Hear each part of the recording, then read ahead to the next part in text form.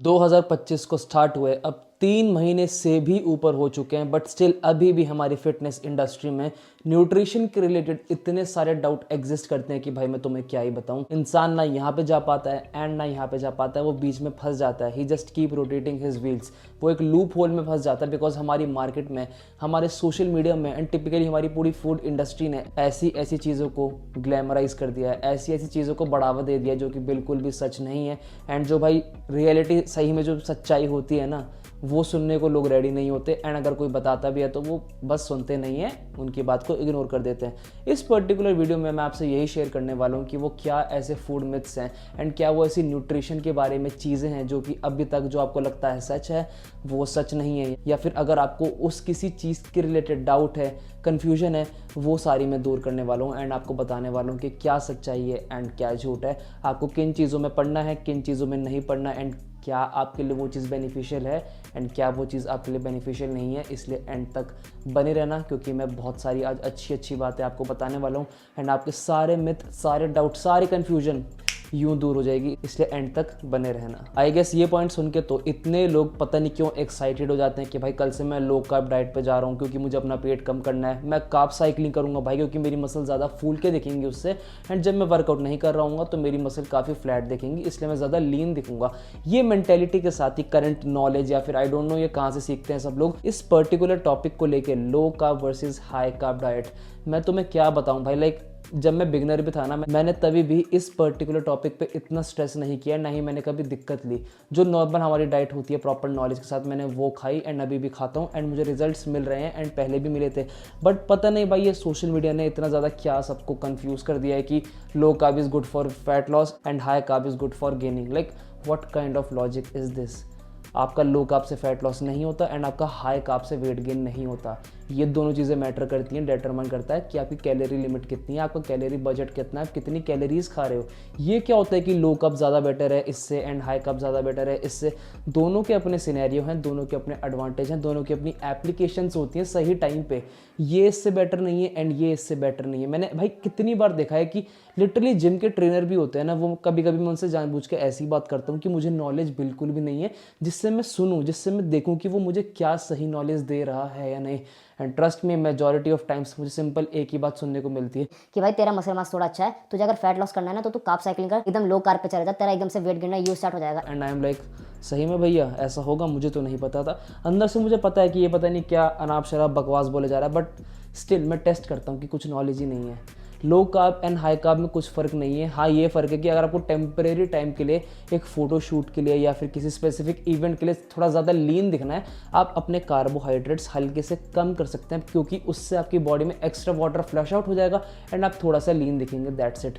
But when we talk about pure performance in the gym, high carbohydrates beats low carbs any day of the week, because high carb से हमारा mood अच्छा होता है, muscle glycogen full रहते हैं, जिससे in return ज़्यादा motor unit recruitment मिलती है, ultimately more weight we can push and more mechanical tension, ultimately more muscle growth. तो भाई दोनों की अपनी एप्लीकेशन है यार, इतना स्ट्रेस मत करो।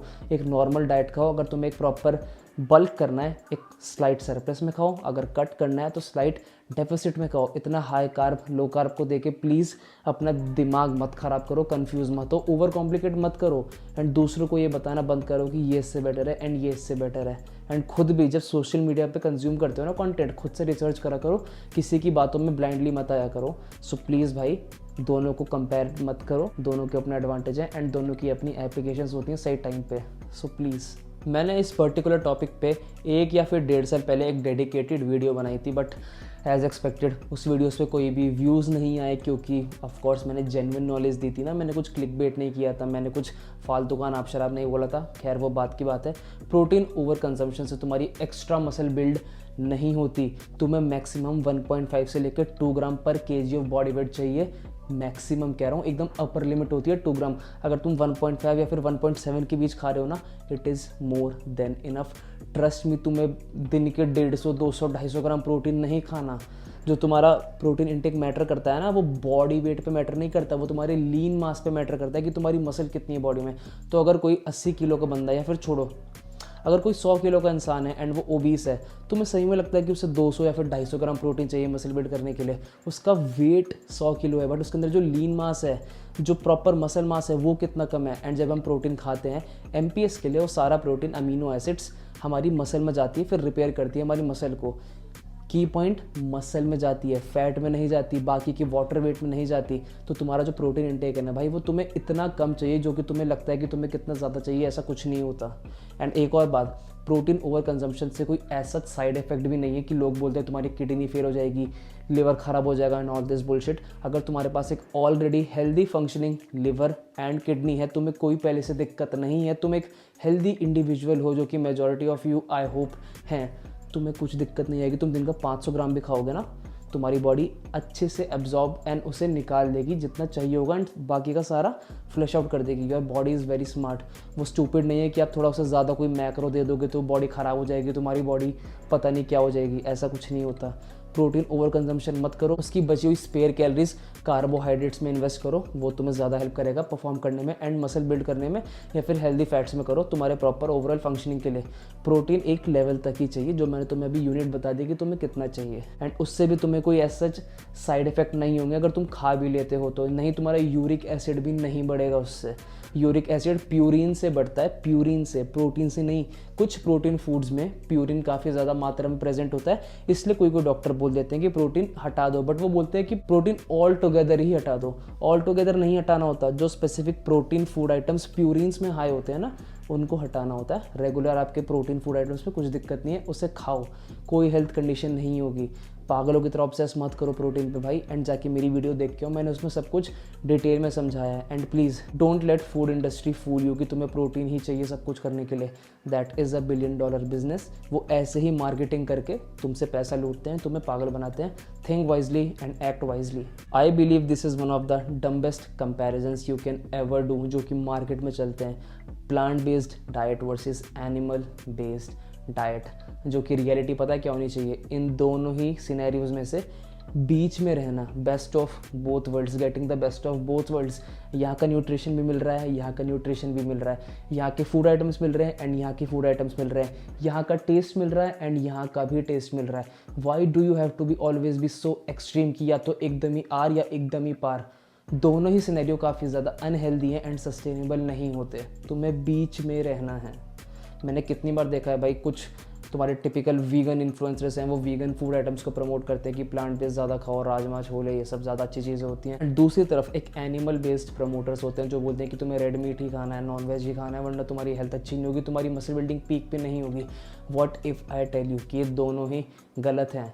The best of both worlds, तो एक बैलेंस होता है ना, तुम्हें वो खाना है। ये पता नहीं कौन सी वॉर चल रही है कि भाई ये ज़्यादा बेटर है या फिर ये ज़्यादा बेटर है, ऐसा नहीं होता भाई।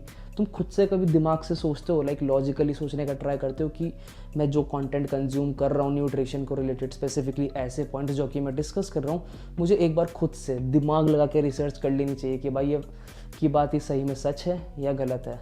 जस्ट बिकॉज किसी इन्फ्लुएंसर के ज़्यादा फॉलोअर हैं उसका मतलब ये नहीं होता कि उसे सब कुछ आता है। Don't blindly follow them. वो एक इंसान है तुम्हारी तरह, उसका दिमाग भी तुम्हारी तरह ही काम करता है। उसके ज़्यादा फॉलोअर्स हैं इसका मतलब ये नहीं है कि उसकी नॉलेज भी उतनी ज़्यादा है। Just because they have more following, more reach does not increase their credibility in their particular field. कभी सोचा तुमने ऐसे लॉजिकली? नहीं सोचा होगा, तभी तो तुम ऐसे पागलों की तरह उनकी बातों में आ जाते हो। मैं रियलिटी बताता हूँ, प्लांट बेस्ड डाइट तुम्हें फॉलो करनी है तो करो, it's personal preference. Animal based करनी है तो करो, इट्स पर्सनल प्रेफरेंस। बट ये एजेंडा प्रमोट मत करो एंड कंज्यूम मत करो कि या तो तुम्हें यहीं रहना है या फिर तुम्हें यहीं रहना है, वरना तुम्हें रिजल्ट नहीं मिलेंगे।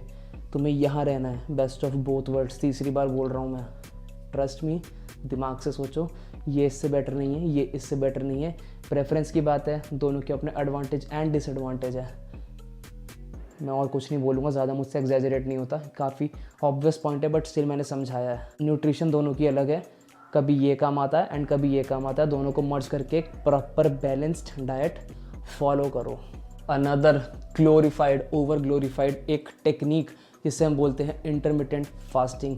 किसी को भी अगर वेट लॉस करना है आज के ज़माने में, स्पेसिफिकली जो मिडिल एज के लोग होते हैं, 30 अबव या फिर 40s में जो होते हैं, ये हमारे करंट जनरेशन वाले लोग भी करते हैं एंड बहुत ही ज़्यादा हाई मात्रा में करते हैं। बट जो मिडिल एज वाले लोग होते हैं ना, इनके दिमाग में एक ही चीज़ चढ़ी हुई है कि इंटरमिटेंट फास्टिंग करो, तुम्हारा बहुत जल्दी वेट लॉस होगा, इससे मुझे क्रेविंग कंट्रोल करने में हेल्प होती है। भाई देखो, intermittent fasting versus having your normal frequent meals, क्या बेटर है? दोनों के अपने एडवांटेज हैं एंड दोनों के अपने डिसएडवांटेज हैं। बट मैं इतना बताना चाहता हूँ, intermittent fasting is just a tool, एक ज़रिया है कैलोरी डेफिसिट में रहने का। बिकॉज 16/8 की हमारी विंडो होती है, हम 16 घंटे फास्ट करते हैं, सिर्फ 8 घंटे की ईटिंग विंडो में खाते हैं। वेयर एज एक रेगुलर मील में जो कि हम फ्रीक्वेंट टाइमिंग पे खाते हैं, हर 2 से लेके 3 से लेके 4 घंटे में, तुम पूरे दिन खाओ। अगर तुम एक डेफिसिट में हो, तुम्हारा दोनों ही सिनेरियो में वेट लॉस होगा। एंड अगर तुम दोनों ही सिनेरियो में कैलोरीज एक सरप्लस में खा रहे हो, तुम्हारा दोनों ही सिनेरियो में वेट गेन होगा। Intermittent fasting is not something magical जो कि तुम फॉलो करोगे तुम्हारा यूं वेट गिरना स्टार्ट हो जाएगा। हाँ, मैं ये कह सकता हूँ किसी किसी के लाइफस्टाइल के हिसाब से, किसी किसी के रूटीन के हिसाब से इंटरमिटेंट फास्टिंग ज़्यादा सूट करता है। बिकॉज उन्हें जल्दी सुबह ऑफिस निकलना होता है एंड वो सुबह से लेकर दिन तक अपने काम में पूरा ऐसे घुस जाते हैं, तो उनको कुछ भी खाने का टाइम नहीं मिलता। इसलिए वो नेचुरली ही, जब वो दिन में लंच करते हैं, तो वो नेचुरली एक इंटरमिटेंट फास्टिंग वाले मेथड में फॉल करते हैं। वो मतलब इंटेंशनली एम नहीं करते कि मुझे इतनी ईटिंग विंडो रखनी है, मुझे इतने घंटे का फास्ट करना है। वो उनका रूटीन उन्हें एक नेचुरल वे में उस पर्टिकुलर रूटीन में फिट करवा देता है। बट वेयर एज जो बंदा ऐसा नहीं करता, जो नॉर्मल फ्रीक्वेंट मील्स खा सकता है, जो कि मैं रेकमेंड भी करता हूँ बिकॉज ज़्यादा सस्टेनेबल होता है, वो नॉर्मल अपना खाना खाए, उसे कोई नीड नहीं है इंटरमिटेंट फास्टिंग फॉलो करने की। So please stop comparing these two tools and specifically intermittent fasting को अच्छा बताना बंद करो। ऐसा नहीं होता, वो एक टूल है, it's a tool, it's a preference, it is not something factual और लॉजिकल कि मैं करूँगा तो एकदम से जादू हो जाएगा, मेरा सारा वेट गिर जाएगा, मेरा वेट बढ़ जाएगा।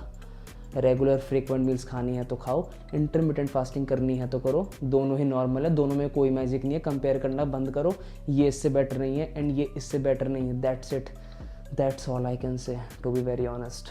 IIFYM, if it fits your macros.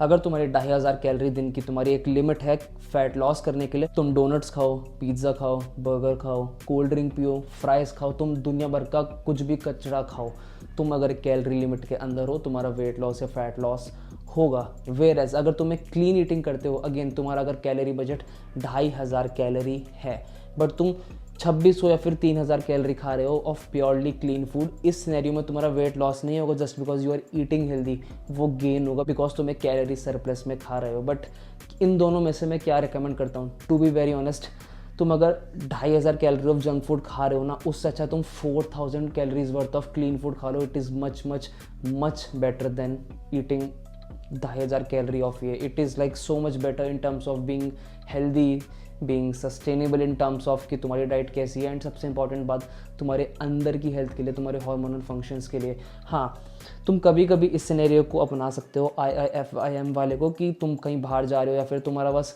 Specifically कुछ हेल्दी या फिर तुम्हारा जो ऐसा तुम कन्वेंशनली रोज़ खाते हो, तुम्हारा वो खाने का मन नहीं है, तो तुम ये अप्रोच फॉलो कर सकते हो। बट जो लोग बोलते हैं ना कि भाई तुम अपनी कैलोरी लिमिट के अंदर रहो, तुम्हारा वेट लॉस होगा, फैट लॉस होगा, तो तुम रोज़ भी खा सकते हो, भाई नहीं खाना।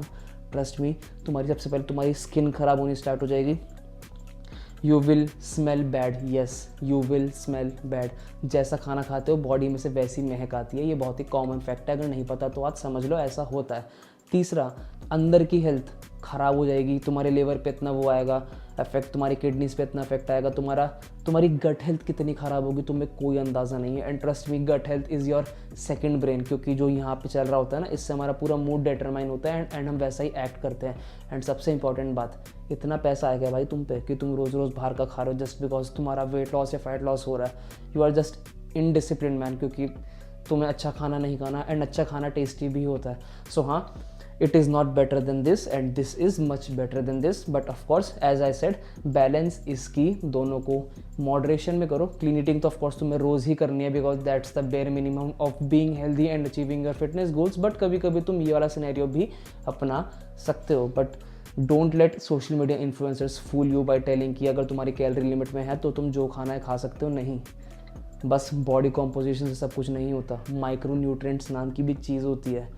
Macros determine how you look but micros determine how you feel. समझ रहे हो मैं क्या बोलना चाह रहा हूँ? इसके पूरी तरह इस सिनेरियो में मत घुसना।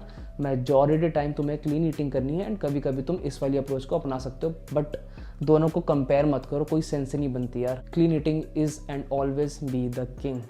बस अपनी दोनों की अपनी अपनी एप्लीकेशंस होती हैं। सो मेरे अकॉर्डिंग भाई यही 5 पॉइंट थे जो कि मुझे लगता है कि बहुत ज़्यादा लाइक कॉमन है एंड अभी भी हमारी फिटनेस इंडस्ट्री में एग्जिस्ट करते हैं कि लाइक लोगों को पता नहीं है क्या सच्चाई है क्या झूठ है एंड तुम्हें किस अप्रोच से इन पर्टिकुलर पॉइंट्स को अप्रोच करना चाहिए। खैर है तो भाई हज़ारों लाखों में हमारी फिटनेस इंडस्ट्री में न्यूट्रिशन को रिलेटेड को लेके, बट आई थिंक ये 5 सबसे कॉमन थे तो मैंने डिस्कस कर लिया। सो या दैट्स प्रीटी मच इट। अगर आपको इस वीडियो से कुछ भी नया सीखने को मिला तो प्लीज़ इस वीडियो को यहाँ से लाइक कर देना, चैनल सब्सक्राइब कर देना एंड कमेंट्स में ज़रूर बताना तुम्हें ये वीडियो कैसी लगी एंड घंटे को ज़रूर दबा देना भाई। सब्सक्राइब की साइड में घंटे का बटन होता है वो दबा देना, जिससे तुम्हारे पास मेरी सारी फ्यूचर की नोटिफिकेशन एंड वीडियोज़ आ जाएंगी।